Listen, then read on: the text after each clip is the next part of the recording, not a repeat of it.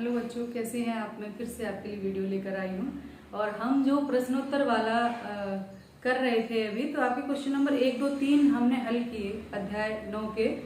आज हम उससे आगे चलते हैं। तो हमारा क्वेश्चन नंबर 4 है, उसका आंसर हम देखेंगे क्या होगा। तो आपकी जो पुस्तक है उसमें क्वेश्चन नंबर 4 में दिया हुआ है, सारे ऑब्जेक्टिव हैं। 7 नंबर तक, क्वेश्चन नंबर 7 तक सारे ऑब्जेक्टिव हैं, यानी 4 वाक्य दिए हुए हैं और कभी सही गलत छांटने को बोला है, कभी कुछ। तो क्वेश्चन नंबर 4 में है कि इस अध्याय में आपने पढ़ा कि संविधान का 42वां संशोधन अब तक का सबसे विवादास्पद संशोधन रहा है। इस विवाद के क्या कारण थे? तो उन्होंने 4 ऑप्शन दिए हैं। तो पहला है कि यह संशोधन राष्ट्रीय आपातकाल के दौरान किया गया था। आपातकाल की घोषणा अपने आप में ही एक विवादास्पद मुद्दा था, है ना, विवाद का मुद्दा था। तो कहीं ना कहीं ये बात भी उनकी। दूसरा है कि यह संशोधन विशेष बहुमत पर आधारित नहीं था। तीसरा है कि इसे राज्य विधानसभाओं का समर्थन प्राप्त नहीं था। और चौथा है कि संविधान के कुछ उपबंध जो है वो विवादास्पद थे। तो इसका जो मुझे लगता है पहला, यानी का और घा दोनों ही सही हैं, क्योंकि का में है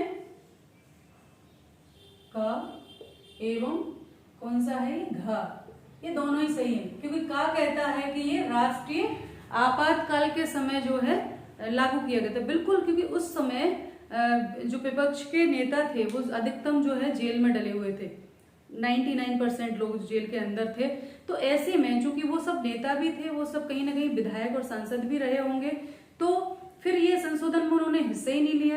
तो फिर आप कैसे कह सकते हो कि ये पूरे देश के लिए सही था, देश का प्रतिनिधित्व करता है ना। तो ये इसलिए भी। और दूसरा है घा, यानी उसके कुछ उपबंध जो है वो विवादास्पद थे, बिल्कुल सही है। इसके द्वारा बहुत सारी चीजें बदली गई थी। सबसे पहला तो लोकसभा, उसकी संसद की जो अवधि है वो 6 वर्ष, लोकसभा की अवधि 6 वर्ष कर दी गई थी 5 की जगह। हालांकि दूसरे संशोधन द्वारा उसको बदल दिया गया। और जो समीक्षा थी, जो समीक्षा की शक्ति थी न्यायपालिका की, न्यायिक समीक्षा की जो अधिकार था, उनको जो शक्ति थी वो कम किया गया था इसके द्वारा। प्रस्तावना में संशोधन किया गया था, आर्टिकल 53 में संशोधन किया गया था। और सबसे बड़ी बात, जो मूल ढांचे की बात की गई थी केशवानंद भारती केस में, उसके भी जो है बिल्कुल विपरीत ये किया गया था। तो सारी चीजें, बहुत सारी कंट्रोवर्सी थी। हालांकि बाद के संशोधनों में तुरंत ही उसको 44वें संशोधन द्वारा जैसे जनता सरकार आई, उन्होंने उसके बहुत सारे उपबंध जो है बदल दिए थे। तो लेकिन ये इसीलिए इसको विवादास्पद कहते थे। तो का और घा दोनों ही इसके सही हैं, है ना। फिर क्वेश्चन नंबर हम 5 देखें।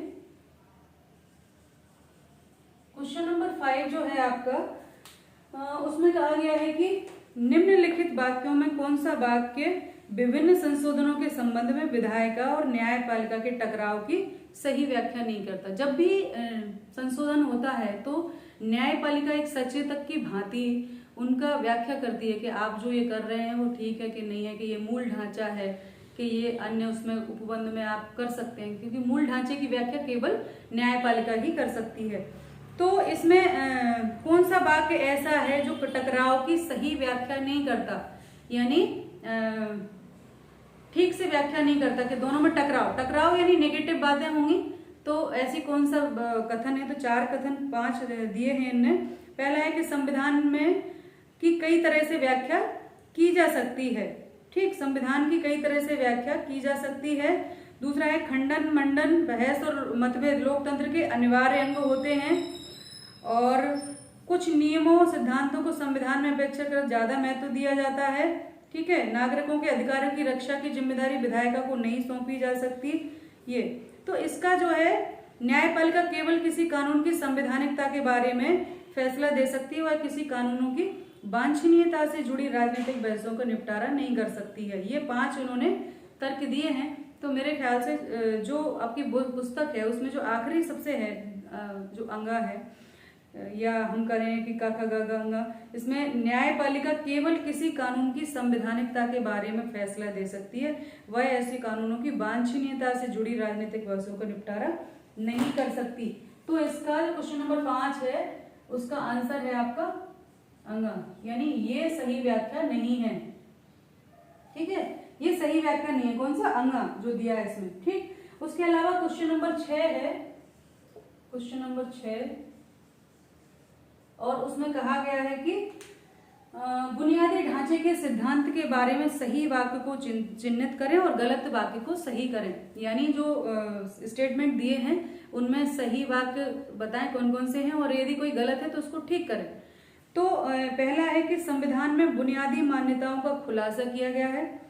दूसरा है बुनियादी ढांचे को छोड़कर विधायिका संविधान के सभी हिस्सों में संशोधन कर सकती है, और न्यायपालिका ने संविधान के उन पहलुओं को स्पष्ट कर दिया है जिन्हें बुनियादी ढांचा के अंतर्गत रखा जा सकता है। उसके अलावा यह सिद्धांत सबसे पहले केशवानंद भारती मामले में प्रतिपादित किया गया था। तो ये सारी चीजों में सब सही है, इसके सारे आंसर करेक्ट हैं। केवल एक है जो का है, और वो कह रहा है कि संविधान में बुनियादी ढांचाओं का खुलासा किया गया है। तो चूंकि कहा गया है कि इसको करेक्ट करें, तो इसको करेक्ट कैसे होगा कि संविधान में बुनियादी मान्यताओं का क्या है, खुलासा है ना, खुलासा नहीं किया गया है। इसमें क्या है, कहा है कि खुलासा किया गया है, मैं कहती हूँ खुलासा नहीं किया गया है। ठीक है, क्यों नहीं किया गया? आपको पता है कि संविधान के किसी भी पार्ट में ये नहीं लिखा है कि ये बुनियादी है, नहीं किया गया है। यह कार्य केवल और केवल कौन करता है? हमारी न्यायपालिका करती है। यह कार्य न्यायपालिका द्वारा किया गया है। ठीक है, तो संविधान का कौन सा भाग बुनियादी है ये किसी भी उसमें नहीं लिखा, तो केवल ये वाला जो है वो गलत था और वो हमने इस तरह से सही कर दिया। बाकी जितने भी स्टेटमेंट है वो लगभग सही है उसके बारे में, है ना। और अगला जो है हमारा क्वेश्चन नंबर 6 तो हो गया, 7 की तरफ चलते हैं। ये थोड़ा सा आसानी से समझ में आने वाली भाषा नहीं है एक्चुअली, इसमें ना थोड़ा सा उलझाव वाली बात है। बहुत सी चीजें हमें सिमिलर लगती हैं, एक जैसी। जब ये कथन वाले प्रश्न होते हैं तो हमें लगता है कि ये ठीक है, इनको तो हम कर लेंगे, पर ऐसा होता नहीं है। बहुत सारे प्रश्न जो है हमें एक जैसे ही लगते हैं और अक्सर हम गलत की संभावना इसमें ज्यादा रहती है और हम गलत कराते हैं। तो अगला है इसका, एक और था उसमें कि न्याय, इस सिद्धांत से न्यायपालिका की शक्तियां बढ़ी हैं। जो पिछला ही क्वेश्चन था 6 में, इस सिद्धांत से न्यायपालिका की शक्तियां बढ़ी हैं, बिल्कुल बढ़ी हैं, क्योंकि संविधान के मूल ढांचे की व्याख्या का अधिकार केवल न्यायपालिका को है, तो उसकी शक्ति में बढ़ोतरी है। तो सारे स्टेटमेंट सही थे, केवल वही कि बुनियादी ढांचे के बारे में बताता है संविधान, तो वो नहीं बताता बुनियादी मान्यताओं के बारे में। ठीक है, फिर अगला है प्रश्न क्वेश्चन नंबर 7। क्वेश्चन नंबर 7 का आंसर क्या आंसर आएगा? तो इसमें दिया गया है, इसमें भी स्टेटमेंट ही है। पहला है, इस काल के दौरान किए गए संशोधनों में न्यायपालिका ने कोई ठोस हस्तक्षेप नहीं किया। दूसरा है कि इस काल के दौरान राजनीतिक दल के पास विशेष बहुमत था।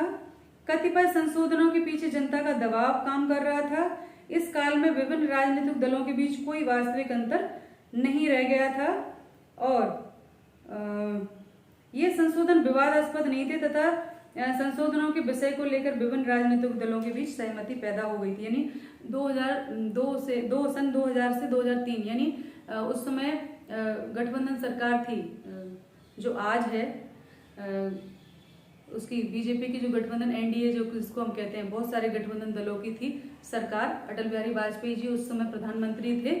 तो ऐसे में ये कहना कि उनको विशेष बहुमत प्राप्त था, तो ये तो ठीक नहीं है, क्योंकि गठबंधन सरकार थी। 182 के समथिंग सीटें मिली थी बीजेपी को, जो कि वहां सत्तारूढ़ था उस समय, जिसका प्रधानमंत्री चुना गया था। तो ऐसे में ये कहना कि विशेष बहुमत प्राप्त था, ये तो ठीक नहीं है। तो 2000-2003 के बीच जो संविधान में संशोधन किए गए, उनके आधार पर कौन से निष्कर्ष निकालेंगे, यानी हमें कंक्लूजन निकालना है कि क्या था उस समय जो इतने संशोधन किए गए और संशोधनों को जो है किस प्रकार से देखेंगे। तो इसके जो आंसर हैं वो गा, घा और अंगा, यानी देखो गा घा, इसका आंसर होगा गा ठीक है, घ और अंगा, ये तीनों इसके आंसर होंगे। ठीक, कैसे होंगे? क्योंकि घ में ये कहा गया है उस समय, गा में कहा है कतिपय संशोधनों के पीछे जनता का दबाव काम कर रहा था। बिल्कुल प्रेशर था वोटर्स का, जनता का, पब्लिक का, कि भाई जो कुछ ऐसे संशोधन होने थे जो होने ही चाहिए थे, आवश्यक थे, अवश्यम भावी थे, तो जनता का दबाव काम कर रहा था। ये सही है, ये निष्कर्ष हम निकाल सकते हैं। दूसरा, इनके इस काल में राजनीतिक दलों के बीच कोई वास्तविक अंतर नहीं था, यानी इनके कोई बहुत मोटे मतभेद नहीं थे आपस में उन मुद्दों को लेकर, उन संशोधनों के मुद्दों को लेकर। और अंगा, ये संशोधन विवादास्पद नहीं थे और विभिन्न राजनीतिक दलों के बीच सहमति पैदा हो गई थी। ये तीनों इसके सही आंसर हैं, क्योंकि विशेष, हम कहें कि बहुत विशेष बहुमत इनको प्राप्त था, तो ऐसा नहीं है, बहुमत तो नहीं था, मिली जुली सरकार थी, गठबंधन सरकार थी, तो ऐसे में वो खारिज होता है। और बाकी ये है कि जनता का दबाव था, संशोधन विवादास्पद नहीं थे और आम सहमति बन चुकी थी राजनीतिक दलों के बीच, और बहुत ज्यादा विचार उन मुद्दों पर विचारात्मक टकराव की स्थिति नहीं थी, इसीलिए वो इतने सारे संशोधन जो है पारित हो सके। तो ये क्वेश्चन नंबर 7 तक हमने आपको उत्तर करवाए। ये अपने ऐसे थे बहुविकल्पी वाले, 4-4 स्टेटमेंट 5-5 दिए थे। अगला जो क्वेश्चन नंबर 8, 9 और 10 है, वो हमें लॉन्ग क्वेश्चन लिखना होगा, तो नेक्स्ट वीडियो में लेकर आएंगे। और थोड़ी बारीकी से, जब भी मैं तो बताती हूँ आपको प्रश्नों के उत्तर, लेकिन आप जब भी उत्तर दें तो थोड़ा सा अध्याय को बार बार पढ़ें, अगर यदि आपके पास पुस्तक है वो पढ़ें, ये वीडियो है ये देखें, और उसके बाद निष्कर्ष निकालें, है ना। निष्कर्ष निकालेंगे तो बिल्कुल सटीक निकलेगा, क्योंकि हम कहें कि इन्होंने कहा है कि ये होगा तो वही होगा, तो ऐसे नहीं। इसमें एनसीईआरटी बुक का मतलब ही ये है कि बच्चों की विचारधारा को विकसित किया जाए, कि वो क्या सोचते हैं, उनके आधार पर निर्णय देने हैं ज्यादातर। तो ध्यान रखें, पढ़ाई करते रहें। नमस्ते सभी को, धन्यवाद।